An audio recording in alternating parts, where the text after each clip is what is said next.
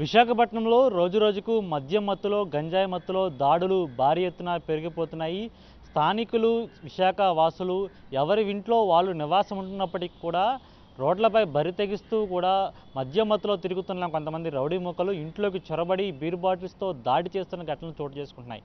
అయితే నిన్న అర్ధరాత్రి సమయంలో విశాఖపట్నంలోని గాజువాక పోలీస్ స్టేషన్ పరిధిలో ఉన్న బీసీ రోడ్డు ప్రాంతంలో జీవన్ అనే వ్యక్తి నివాసం ఎదుటుగా కొంతమంది సుమారు 10 మంది రౌడీ మూకలు మద్యం మత్తులో హల్చల్ చేశారు. అయితే రాళ్లతోటి ఒకరిపై ఒకరు దాడి చేసుకుంటున్న సమయంలో తన కారు అక్కడే ఉందని, కారుకి డ్యామేజ్ అయ్యే అవకాశం ఉందని, కారు గ్లాస్ పగిలే అవకాశం ఉందని కొంతవరకు చూసుకొని వెళ్ళమని కూడా అతను వారించిన నేపథ్యంలో జీవన్పై అత్యంత కిరాతకంగా బీర్ బాటిల్స్ తోటి దూషిస్తూ కూడా వారు దాడి చేసిన పరిస్థితి నెలకొంది. సుమారు ఈ కేసులో 10 మందికి పైగా నిందితులున్నారు. జీవాన్ని అత్యంత కిరాతకంగా బీరు బాటిల్స్తో దాడి చేశారు. అది కూడా ఇంటిలో నుంచి పై భాగానికి వెళ్ళి 2వ ఫ్లోర్లో ఉన్న వ్యక్తిపై కూడా దాడి చేసిన ఘటన చోటు చేసుకుంది. అయితే వెంటనే 112కు ఫోన్ చేయడంతో సంఘటనా స్థలానికి గాజువాక పోలీసులు చేరుకున్నారు. అప్పటికే నిందితులందరూ పరారయ్యారు. అయితే మద్యం మత్తులో ఈ విధంగా దూషిస్తూ తన ఇంట్లో తన నివాసం ఉంటున్న జీవన్ అనే వ్యక్తిపై ఈ విధంగా దాడి చేశారు. జీవన్ని వెంటనే కుటుంబ సభ్యులు స్థానిక ఆసుపత్రికి తరలించారు. అతనికి 11 స్టిచెస్ పడిన పరిస్థితి నెలకొంది.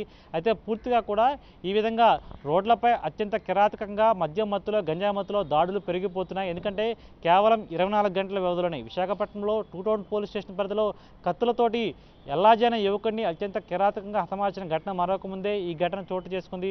వరుస ఘటనలతోటి విశాఖ ప్రజలు బెంబేలెత్తిన పరిస్థితి నెలకొంది. ఎందుకంటే గాజువాక పోలీస్ స్టేషన్ పరిధిలో జీవన్ అనే వ్యక్తిపై జరిగిన దాడి ఘటనకు సంబంధించి సీసీటీవీ ఫుటేజ్ను గమనిస్తే పూర్తిగా కూడా అత్యంత కిరాతకంగా కూడా వారు బీర్ బాటిల్స్తో దాడి చేశారు. అదేవిధంగా సీసీటీవీ ఫుటేజ్లో పూర్తిగా దృశ్యాలు రికార్డ్ అయ్యాయి.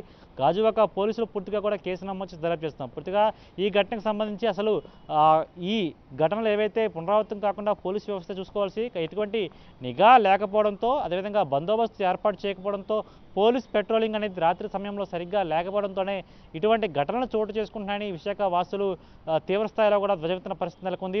అయితే గస్తీ లేకపోవడం, చాలా వరకు ఆరిలోవా అదేవిధంగా కంచరపాలెం వంటి ప్రాంతాలలో గంజాయి మూకలు కూడా ఈ విధంగా హల్చల్ చేస్తాయని వారు వాపోతున్న పరిస్థితి నెలకొంది. ఇప్పటికైనా సరే పోలీసు వ్యవస్థ స్పందించాలని, ఈ విధంగా మద్యం మత్తులో చాలా వరకు బెల్ట్ షాపులు అనేవి అనేక ప్రాంతాల్లో విశాఖపట్నంలో పేట ఎక్కువైపోవడంతో మద్యం మత్తులో చాలామంది కొనుగోలు రాత్రి సమయంలో కూడా చేస్తున్నారని, ఆ మద్యం మత్తు ఎక్కువైపోవడంతో ఇటువంటి నేరాలు అనేక స్థాయిలో పెరిగిపోతుందని కూడా చెప్తున్న పరిస్థితి నెలకొంది. ఏదేమైనా సరే విశాఖపట్నంలో ఇప్పుడు ప్రశాంతత లేని పరిస్థితి నెలకొంది. పూర్తిగా కూడా ఈ ఘటనకు సంబంధించి గాజువాక పోలీసులు కేసు నమోదు చేసుకున్నారు. అందులో ఒక ఫైనాన్షియర్ ఉన్నట్లుగా గుర్తించారు. అదేవిధంగా నిందితుల్లో ఒక హోటల్కి సంబంధించిన యజమాని కుమారులు కూడా ఉన్నట్లుగా గుర్తించడం జరిగింది. పూర్తిగా ఈ ఘటనకు సంబంధించి దర్యాప్తు చేస్తామని పోలీసులు చెప్తున్నప్పటికీ కూడా ఏదైనా ఈ దాడిలో ప్రాణాలు పోయి ఉంటే ఎవరు సమాధానం చెప్తారని కూడా జీవన్ కుటుంబ సభ్యులు ప్రశ్నిస్తున్న పరిస్థితి కనిపిస్తుంది. అయితే పూర్తిగా కూడా ఈ సీసీ ఫుటేజ్ని పరిశీలిస్తే బీరు బాటిల్స్ దాడిన దృశ్యాల్లో నీటిగా నిందితులు 10 మందికి పైగా ఉన్నారు. బీసీ రోడ్డు ప్రాంతంలో అసలు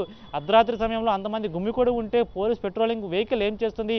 ఆ వెహికల్లో పూర్తిగా కూడా గస్తీ కాస్తున్న పోలీసులు వారిని గమనించలేదా? అసలు గస్తీ ఉందా లేదా అనేది అనేక ప్రశ్నలు తారతీస్తున్న పరిస్థితి కనిపిస్తుంది. పూర్తిగా కూడా ఈ ఘటనకు సంబంధించి ఒక్కసారిగా విశాఖపట్నం ఉలిక్కిపడింది. అయితే తమ నివాసాల్లో తాము ఉంటున్నా సరే ఈ విధంగా దాడులు చేస్తే తమకు రక్షణ ఎవరు కల్పిస్తారంటూ కూడా వారు ప్రశ్నిస్తున్న పరిస్థితే కనిపిస్తుంది. వీడియోలను శంకర్తో నరేష్, సాక్షి టీవీ, విశాఖపట్నం నుంచి.